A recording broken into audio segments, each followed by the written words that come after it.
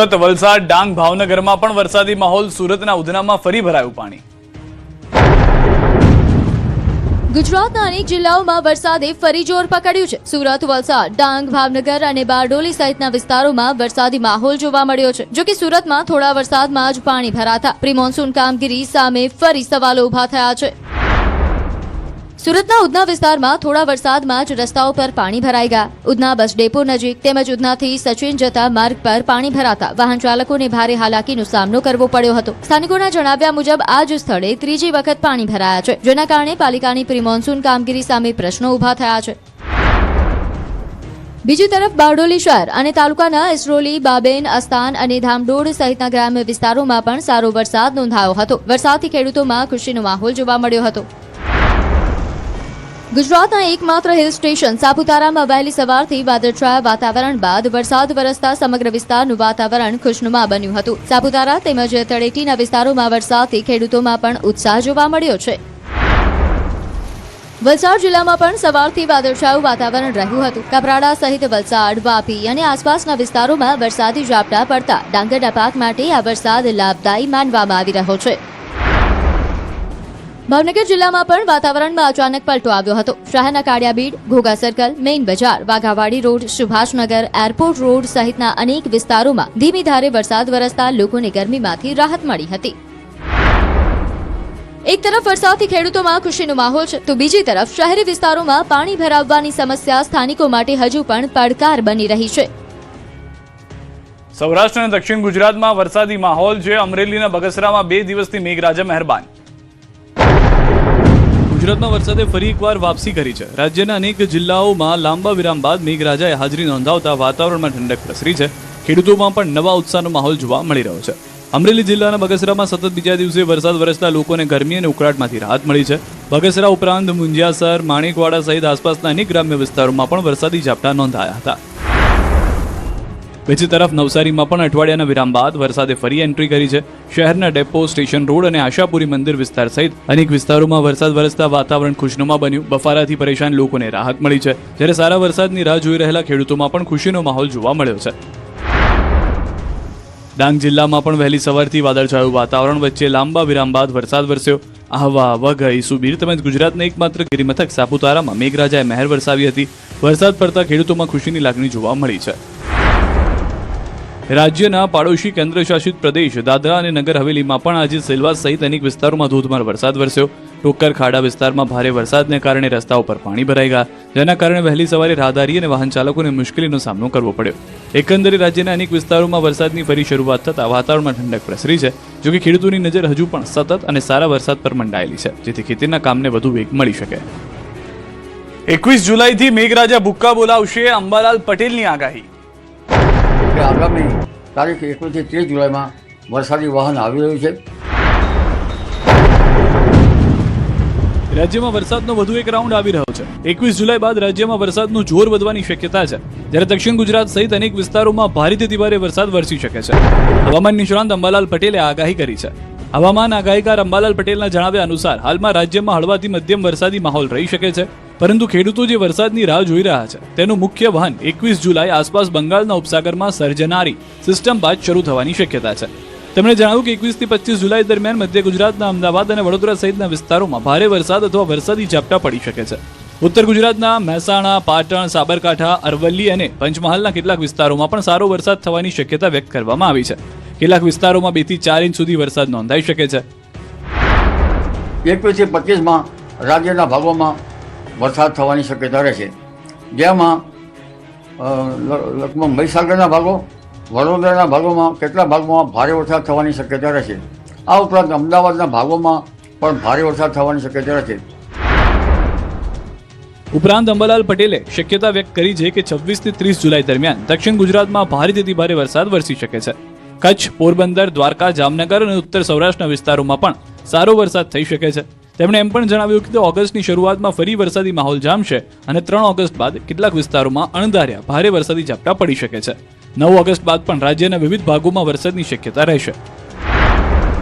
તારીખ 30 જુલાઈ સુધીમાં દક્ષિણ ગુજરાતના ભાગોમાં ભારેથી અતિભારે વરસાદ થવાની શક્યતા રહે. મુંબઈથી ઉપરના ભાગોમાં ભારેથી અતિભારે વરસાદ થવાની શક્યતા રહે.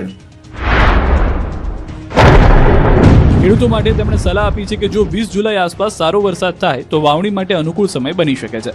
સાથે જ તેમણે પરંપરાગત સંકેતોનો ઉલ્લેખ કરતા કહ્યું કે સારા વરસાદ માટે વાતાવરણમાં વીજળીની ગતિવિધિ પણ મહત્વની માનવામાં આવે છે. અષાઢી બીજે વીજળી ન થઈ, હવે અષાઢ સુદ પાંચમે વીજળી થવી જોઈએ. હજુ પણ ગુજરાતમાં સરેરાશ વરસાદ ઓછો, 7 દિવસ મધ્યમ વરસાદની હવામાન વિભાગની આગાહી. ગુજરાતમાં ચોમાસાની સિઝનમાં અત્યાર સુધી સરેરાશ કરતા 31% ઓછો વરસાદ નોંધાયો. જો કે હવે હવામાન વિભાગે આગામી 7 દિવસ દરમિયાન રાજ્યના વિવિધ વિસ્તારોમાં સામાન્યથી મધ્યમ વરસાદની આગાહી વ્યક્ત કરી છે. હવામાન વિભાગના જણાવ્યા અનુસાર રાજ્યમાં અત્યાર સુધી સરેરાશ 117 મિલીમીટર વરસાદ નોંધાયો છે, જ્યારે આ સમયગાળા દરમિયાન સરેરાશ 245 મિલીમીટર વરસાદ થવો જોઈએ. એટલે કે રાજ્યમાં હાલ વરસાદની 31% જેટલી ઘટ નોંધાઈ છે. જો કે આગામી દિવસોમાં વરસાદનું જોર વધે તેવી શક્યતા છે. હવામાન વિભાગના જણાવ્યા પ્રમાણે સાયક્લોનિક સર્ક્યુલેશન, વેસ્ટર્ન ડિસ્ટર્બન્સ અને મોન્સૂન ટ્રફ એમ ત્રણેય હવામાન પ્રણાલીઓ સક્રિય થતા રાજ્યના અનેક વિસ્તારોમાં સામાન્યથી મધ્યમ વરસાદ પડી શકે છે. અમદાવાદ શહેરમાં પણ છૂટાછવાયા વરસાદની આગાહી કરવામાં આવી છે. આગામી 7 દિવસ દરમિયાન રાજ્યના વિવિધ જિલ્લાઓમાં વરસાદી માહોલ યથાવત રહેવાની સંભાવના વ્યક્ત કરવામાં આવી છે. साउथ वेस्ट राजस्थान से साइक्लोनिक सर्कुलेशन बना हुआ है और एक वेस्टर्न डिस्टर्बेंस है जो 67 डिग्री लॉन्गिट्यूड पे है और मानसून ट्रफ है जो अमृतसर से होते हुए लोकसभा एरिया को जा रही है. અમદાવાદમાં અને સુરતમાં ભૂવા પડવાનો સિલસિલો યથાવત. રાજ્યમાં રસ્તાઓની હાલત હજુ પણ ચિંતાજનક છે. અમદાવાદ અને સુરતમાં ફરી એકવાર રસ્તાઓ પર ભૂવા પડતા વાહન ચાલકો માટે જોખમ ઊભું થયું. અમદાવાદમાં ભૂવા પડવાનો સિલસિલો જોવા મળી રહ્યો છે. શહેરના રાજપથ રંગોલી રોડ પર અચાનક જ ભૂવો પડતા એક કાર તેમાં ફસાતા બચી ગઈ હતી. સદનસીબે કોઈ જાનહાની થઈ નથી, પરંતુ ઘટનાએ રસ્તાની મજબૂતી અને જાળવણી સામે ફરી પ્રશ્નો ઊભા કર્યા છે. સ્થાનિકોના કહેવા પ્રમાણે સામાન્ય વરસાદમાં જ રોડ ધસી પડતા લોકોના જીવ જોખમમાં મુકાઈ રહ્યા છે. બીજી તરફ સુરતમાં પણ ભૂવા પડવાની ઘટનાઓ અટકવાનું નામ નથી લેતી. ડિંડોલી ભેસ્તાન રોડ પર પડેલા ભૂવામાંથી પસાર થતો એક ટ્રક ફસાઈ ગયો હતો, જેના કારણે લાંબો સમય ટ્રાફિક પ્રભાવિત રહ્યો. એટલું જ નહીં, એક ટેમ્પો પણ ફસાઈ જતા તેમાં રહેલા દર્દીની ઇમરજન્સી ડિલિવરી માટે જતી સફર પણ અટવાઈ ગઈ હતી. સ્થાનિકોનો આક્ષેપ છે કે માત્ર 6 મહિના પહેલા જ બનાવવામાં આવેલા રોડ પર અનેક જગ્યાએ ખાડા અને ધસારા જોવા મળી રહ્યા છે. લોકો સુરત મહાનગરપાલિકા અને કોન્ટ્રાક્ટર પર નબળી ગુણવત્તાનું કામ અને ભ્રષ્ટાચારના આક્ષેપ કરી રહ્યા છે. વરસાદ બાદ શહેરના અનેક રસ્તાઓ ધોવાઈ ગયા હોવા છતાં હજુ સુધી અસરકારક સમારકામ ન થતા લોકોમાં ભારે રોષ જોવા મળી રહ્યો છે. બંને શહેરોની આ ઘટનાઓ ફરી એકવાર સવાલ ઊભો કરે છે કે વરસાદ પહેલા કરોડો રૂપિયાના રોડ બન્યા પછી પણ સામાન્ય વરસાદમાં રસ્તાઓ કેમ ધસી પડે છે. રાજ્યમાંથી વધુ 5 આતંકીની ધરપકડ. કચ્છના સિરક્રીકમાંથી મળી પાકિસ્તાની બોટ. ગુજરાતમાં સુરક્ષા એજન્સીઓ સતત સતર્ક છે. એક તરફ અમદાવાદમાં એટીએસે આતંકી સંગઠન સાથે જોડાયેલા વધુ 5 શંકાસ્પદોની ધરપકડ કરી છે, તો બીજી તરફ કચ્છના સિરક્રીક વિસ્તારમાં ફરી એક પાકિસ્તાની બોટ ઝડપાતા સુરક્ષા વ્યવસ્થા વધુ કડક બનાવવામાં આવી રહી છે. અમદાવાદ એટીએસને આતંકવાદ વિરોધી અભિયાનમાં વધુ એક મોટી સફળતા મળી છે. અગાઉ ઝડપાયેલા 8 શંકાસ્પદોની પૂછપરછ દરમિયાન મળેલી માહિતીના આધારે વધુ 5 શંકાસ્પદોની ધરપકડ કરવામાં આવી છે. અત્યાર સુધી કુલ 13 લોકોની ધરપકડ કરવામાં આવી છે. આ પ્રકરણના મુખ્ય સૂત્રધાર મોહમ્મદ અમીન પાસેથી બોમ્બ બનાવવાની સામગ્રી મળી હતી. આરોપી મોહમ્મદ અયુબ કડીવાલાએ આ સામગ્રીની મદદથી ટાઈમ બોમ્બ બનાવવાનો પ્રયત્ન પણ કર્યો હતો, જોકે તે નિષ્ફળ રહ્યો હતો. તપાસમાં સામે આવ્યું છે કે આ 5 શંકાસ્પદો પાકિસ્તાન સ્થિત હેન્ડલરના સંપર્કમાં હતા. તપાસ એજન્સીઓના જણાવ્યા અનુસાર તેઓ પ્રતિબંધિત આતંકી સંગઠન જૈશ એ મોહમ્મદ સાથે સંકળાયેલા હોવાની શંકા છે. પ્રાથમિક તપાસમાં તેઓ વિસ્ફોટક ઉપકરણોના પરીક્ષણમાં પણ સામેલ રહ્યા હોવાનું સામે આવ્યું છે. આતંકીઓના મોબાઈલમાંથી લિટરેચરની પીડીએફ મળી. આતંકીઓ જે બોમ્બ બનાવવાનો પ્રયત્ન કરી રહ્યા હતા તેની પણ પીડીએફ મળી. કેવા બોમ્બ બનાવવું તેનું સાહિત્ય પણ મળ્યું. આતંકીઓએ 8 વાર અલગ અલગ જગ્યાઓ પર બોમ્બ બ્લાસ્ટનું પરીક્ષણ કર્યું હોવાનો પણ ખુલાસો થયો છે. આતંકીઓની વિચારધારા જૈશ એ મોહમ્મદ સાથે જોડાયેલા હોવાનું સામે આવ્યું છે. આ દરમિયાન કચ્છના સિરક્રીક વિસ્તારમાં બીએસએફના પેટ્રોલિંગ દરમિયાન એક પાકિસ્તાની બોટ ઝડપાઈ છે.